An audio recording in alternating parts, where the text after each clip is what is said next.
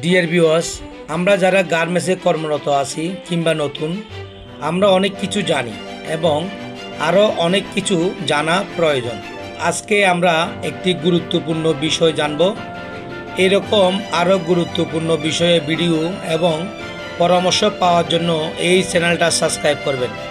Dear viewers, ভিডিওতে একটা like দিয়ে চলুন মূল আলোচনা শুরু করা যাক।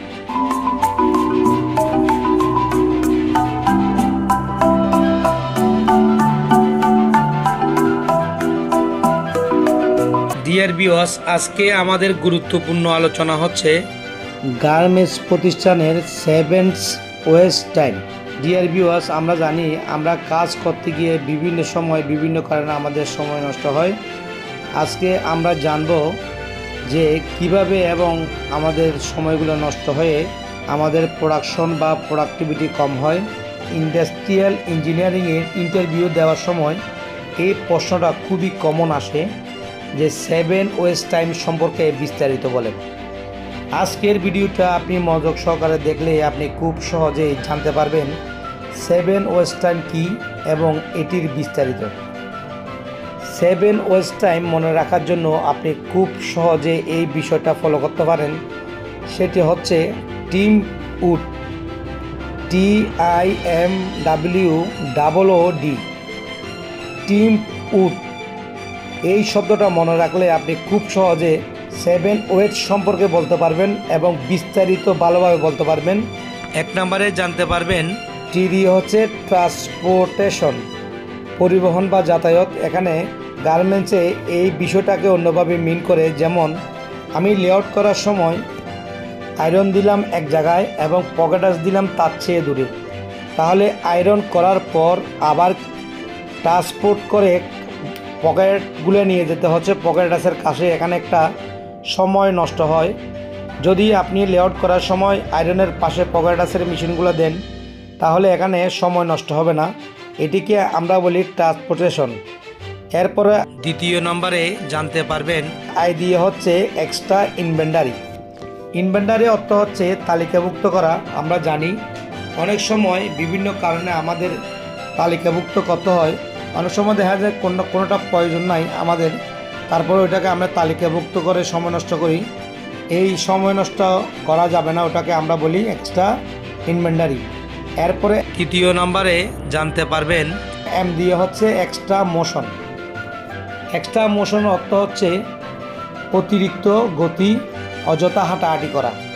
যেমন আমরা জানি আমাদের সুইং লাইনে অনেক সময় বিভিন্ন অপারেটর শুধু এক জায়গা থেকে উঠে আরেক জায়গায় চলে যায়, এক জায়গা থেকে আরেক জায়গায় উঠে আরেকজনের সময় নষ্ট করে, অযথা শুধু হাঁটাহাঁটি করে কোনো কাজ ছাড়াই। ওটাকে বলে এক্সট্রা মোশন। এরপরে 4 নম্বরে জানতে পারবেন ডাব্লিউ দিয়ে হচ্ছে ওয়েটিং। এই ওয়েটিংয়ের অর্থ হচ্ছে অপেক্ষা।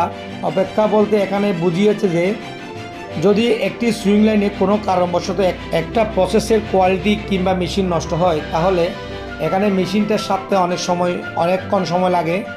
এই অনেকক্ষণ সময় লাগার কারণে সামনে যতগুলো প্রসেস আছে তারা সবাই বসে থাকে যে কাজ না পাওয়ার কারণে। ওইটি একটা আমাদের হচ্ছে ওয়েস্ট টাইম। এরপর 5 নম্বরে জানতে পারবেন ও দিয়ে হচ্ছে ওভার প্রোডাকশন। ডিয়ার ভিউয়ার্স, আমরা জানি যে আমাদের গার্মেন্টসে কোনো জায়গায় বেশি কোনো কিছুই ভালো না। অনেক সময় দেখা যায় যে আমাদের অর্ডার কোয়ান্টিটি হচ্ছে 400 পিস, আমি গার্মেন্টস সেলাই করে রাখছি 800 পিস, তাহলে 800 তো আমার কখনো শিপমেন্ট হবে না, 400 পিস শিপমেন্ট হবে। তাহলে ওভার প্রোডাকশন করে রাখা তো একটা ওয়েস্ট টাইম। এরপরে 6 নম্বরে জানতে পারবেন ও দিয়ে হচ্ছে ওভার প্রসেসিং। এখানে দেখা যায়, আমি সিম্পল একটা উদাহরণ দিচ্ছি, সেটা হচ্ছে প্যান্টের যে স্টিচ আমরা চাইলে মার্ক দিয়েও করতে পারি, আবার মার্ক ছাড়াও করতে পারি।